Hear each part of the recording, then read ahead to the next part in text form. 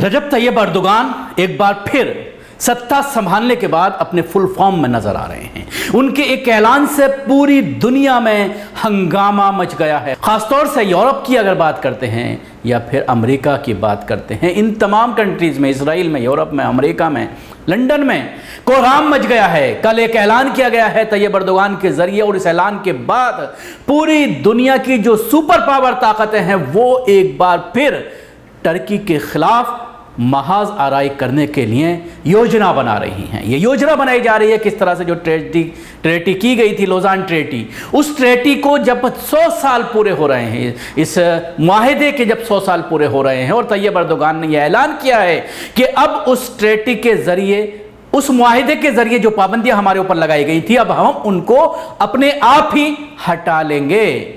यानी जो समुद्री सीमा है उसका अगर इस्तेमाल किसी और कंट्री के जरिए किया जाता है तो उसके लिए बाकायदा $5 का रेट रखा गया है कि $5 जो है वो पर किलोमीटर के हिसाब से वो देना होगा। ये एक बड़ा फैसला कल तैयब अर्दोगान के जरिए किया गया है। और जिस तरह से तैयब अर्दोगान के ऊपर, टर्की के ऊपर पूरी दुनिया की जो सुपर पावर ताकतें हैं, चाहे वो यूरोप की बात करें, अमेरिका, इजराइल की बात करें, इन लोगों ने जिस तरह की पाबंदियां लगाई थी और लगातार लगाई जा रही थी, जिसकी वजह से ये देखने में आ रहा था कि टर्की की जो मईशत है लगातार वो गिरती चली जा रही थी और उसकी जो करेंसी है उसमें गिरावट दर्ज की जा रही थी। लेकिन तैयब रजब अर्दोगान के इस ऐलान के बाद जश्न का माहौल है टर्की में। लोग जश्न मना रहे हैं कि जो हमारे ऊपर माशी पाबंदियां लगी हुई थी, हम अपना पेट्रोल निकाल करके नहीं बेच सकते थे, हम अपनी समुद्री सीमाओं का फ्री में इस्तेमाल करने की इजाजत दे रहे थे, कोई चार्ज नहीं किया जा रहा था। मैं आपको बताना चाहूंगा, मिडिल ईस्ट, चाइना और इस पूरे एरिया को अगर यूरोप से कोई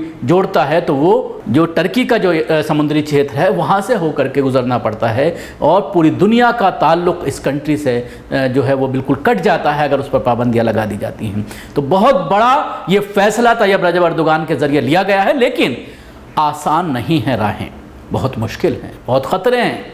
जिस तरह से अब ये देखने में आ रहा है कि अमेरिका, इजराइल और यूरोप पूरी तरह से इस स्ट्रेटजी को जब ख़त्म करने का ऐलान किया गया है जब तैयब अर्दोगान के ज़रिए, तो उसके बाद लामबंद हो रहा है और दोबारा से इस जो मुआहिदा है इसके रिव्यू की बात की जा रही है कि इसको और आगे बढ़ाया जाने का दबाव बनाया जा रहा है। लेकिन टर्की जिस तरह से अब जो दूसरी ताकतें जो उभर करके सामने आ रही हैं, चाहे वो रशिया की बात करें, चाहे वो चाइना की बात करें, उनके खेमे में आने के बाद कहीं ना कहीं पावरफुल हो गया है, ताकतवर हो गया है और जो एक तरह से चौधराहट अमेरिका की चल रही थी, इजराइल की चल रही थी, उस पर कहीं ना कहीं लगाम अब लगती हुई नज़र आ रही है। ईरान बड़ी ताकत है, एटमी पावर है और वो भी साथ नज़र आ रहा है। तो कई ऐसी चीज़ें हैं जिनको लेकर के अब कहीं ना कहीं टर्की की आवाम की जो परेशानियां थी, जो दिक्कतें थीं, जो पाबंदियां लगाई गई थीं, ये पाबंदी 100 साल पहले जब पहली जंग हुई थी, विश्व युद्ध हुआ था पहला, उसके बाद एक मुआहिदा हुआ था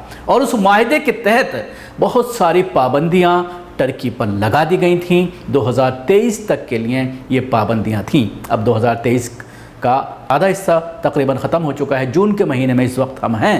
तो ऐसे में तैयब अर्दोगान लगातार सत्ता संभालने के बाद जिस तरह से वो फॉर्म में नज़र आ रहे हैं, कई अहम फैसले उनके ज़रिए किए जा रहे हैं। एक जो 5 मुल्कों का एक टीम बनाई गई है फाइनेंस, IMF के मुकाबले पर दूसरी एक तंजीम बनाई गई है। इसके अलावा तमाम इस्लामिक ममालिक के साथ जिस तरह से गठजोड़ बना करके आगे की रणनीति बनाई जा रही है कि किस तरह से दुनिया की जो चौधराहट है वो ख़त्म की जाए और मुसलमानों के ऊपर जो मजालिम का सिलसिला लगातार मिडिल ईस्ट में अमेरिका और इजराइल के ज़रिए किया जाता रहा है उसके ख़िलाफ़ किस तरह से मुहाज़रा की जाए। ईरान पूरी तरह से साथ है टर्की के और ईरान भी कहीं ना कहीं चुपता रहा है अमेरिका और इजराइल के। जिस तरह से ईरान फ़िलिस्तीन के मामले को लेकर कोई भी समझौता करने को तैयार नहीं है और जिस तरह से मजबूर किया गया सऊदी अरब को, सऊदी अरब मजबूर हुआ और मजबूरन जिस तरह से कॉन्ट्रैक्ट किए जा रहे हैं, दोस्ती का हाथ बढ़ाया जा रहा है। ईरान से इस बार हाजियों का सिलसिला शुरू हुआ है 8-9 साल बाद सऊदी अरब जाने का।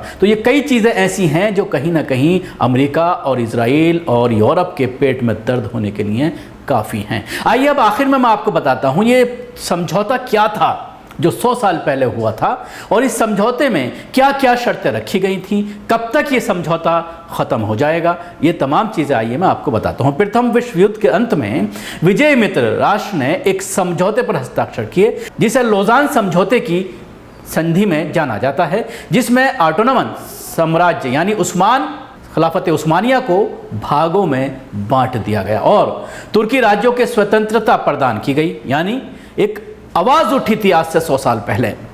टर्की में बहुत सारे ऐसे लोग थे जो यूरोपियन कंट्रीज से मिल गए थे, जर्मनी से और इंग्लैंड से, इंग्लैंड की जो महारानी थी उनसे जा कर के मिल गए थे और अपने ही लोगों ने, जिस तरह से शाह अब्दुल्ला के जो अपने लोग थे उन्होंने, बहनोई ने, महमूद पाशा, कमाल अतातुर्क, इन तमाम गद्दारों का नाम सामने आता है जिन्होंने दगा किया था और उसके बाद ज़्यादातर जो खलीफा एम्पायर के लोग थे खिलाफत के, उनके रिश्तेदारों को कत्ल कर दिया गया था। खलीफा को खुद वहाँ से भागना पड़ा था, जला वतन होना पड़ा था और सिर्फ अपनों की गद्दारी की वजह से, तो जिससे ऑटोनोमस साम्राज्य को भागों में बांट दिया गया था और गैर तुर्की राज्यों को आज़ाद कर दिया गया था, लेकिन तुर्की की मान्यता नहीं थी।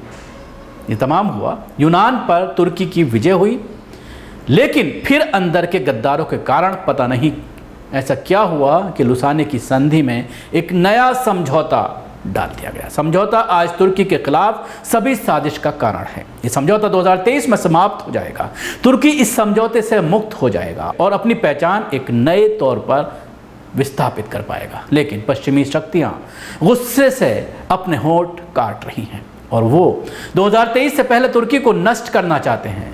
रेसेप तैयब अर्दोगान की सरकार के खिलाफ विद्रोह की भी इसी का एक हिस्सा था। पीछे जो विद्रोह हुआ था ये इसी का एक हिस्सा था। ये समझौता जुलाई 1923 में हुआ था, जब ब्रिटेन को सबसे महान माना जाता था। अलग तुर्की के अधिकारों को समाप्त कर दिया गया था और उन्हें एक बीमार आदमी कहा जाता था। खलीफा को समाप्त कर दिया गया था, खलीफा को निर्वासित कर दिया, यानी उनको मुल्क छोड़ करके बाहर जाना पड़ा था और उनके पूरे ख़ानदान को गायब कर दिया गया था। खिलाफत की शक्तियों को समाप्त कर दिया गया, सभी संपत्तियों को जब्त कर लिया गया था, तेल परमिट जब्त कर लिया गए थे, यानी तुर्की को एक धर्मनिरपेक्ष राज्य घोषित किया गया था और बोस्फोरस की एक सहायक नदी जो मरियारा सागर और सेलेब के सागर को भूमध्य सागर से जोड़ती है, अंतर्राष्ट्रीय मार्ग घोषित कर दिया गया था। अब इस समझौते के तहत तुर्की किसी से टैक्स नहीं वसूल कर सकता था। तुर्की पर तेल निकालने और बेचने पर भी पाबंदी लगा दी गई थी। अब तुर्की ना तो तेल निकाल सकता था और ना ही बेच सकता था, बल्कि अपनी ज़रूरत का जो तेल था वो भी उसे दूसरे मुल्कों से ख़रीदना पड़ रहा था। वापस ये सारी चीज़ें थी, लेकिन इसके साथ ही अपने बंदरगाहों से एकीकृत कर सकेगा तुर्की के लोग और सरकार लगातार 2023 की तैयारी कर रहे हैं और इसलिए दुश्मन की बेचैनी बढ़ रही है। 2023 के बाद तुर्की एक स्वतंत्र और देश होगा और अपना भला करने के लिए स्वतंत्र होगा और बुरे फैसले जो हर स्वतंत्र देश का अधिकार हैं वो अब ख़त्म हो जाएंगे। तो जाहिर सी बात है ये एक बड़ा फैसला है और इस पूरे मामले में जिस तरह से अब टर्की सामने आ गया है, जुलाई में यह मुआहिदा ख़त्म हो रहा है, लेकिन उससे पहले ही कल ही ये ऐलान कर दिया गया है तुर्की के राष्ट्रपति के ज़रिए कि अब ये मुआहिदा ख़त्म हो रहा है। रेट बाकायदा तय कर दिए गए हैं, ज़मीन जो समुद्री रास्ता है उसका इस्तेमाल करने के लिए कितना पैसा जहाज़ की साख्त के हिसाब से तय किया गया है। अगर इतना बड़ा जहाज़ है तो इतने डॉलर पर किलोमीटर देने पड़ेंगे। ये सारी चीज़ें अब तय कर दी गई हैं, जिससे कहीं ना कहीं अमेरिका और यूरोप परेशान है। शुक्रिया, आपको हमारी कोशिश कैसी लगी ज़रूर बताएं। हमारे यूट्यूब चैनल को सब्सक्राइब करना ना भूलें, इसके साथ ही बेल आइकन जरूर दबाएं। अगर आप ये वीडियो फेसबुक पर देख रहे हैं तो पेज को लाइक करें, उसके साथ ही फॉलो भी करें। धन्यवाद।